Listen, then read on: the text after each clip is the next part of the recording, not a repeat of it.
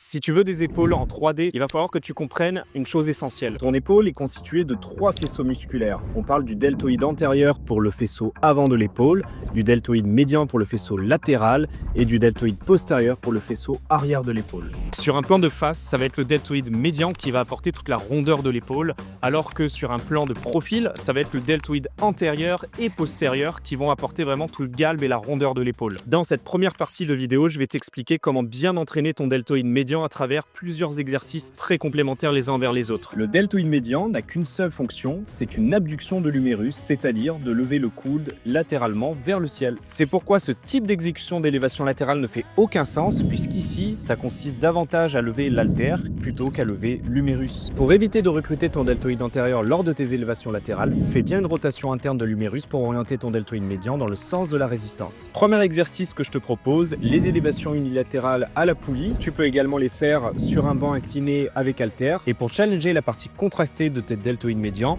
je te recommande les élévations latérales aux haltères, auxquelles tu peux utiliser un banc pour t'accoter dessus et offrir plus de stabilité. Et une alternative intéressante que je te propose, c'est à la poulie vis-à-vis, avec des straps au niveau des avant-bras. C'est idéal pour les personnes qui ont des douleurs en poignet.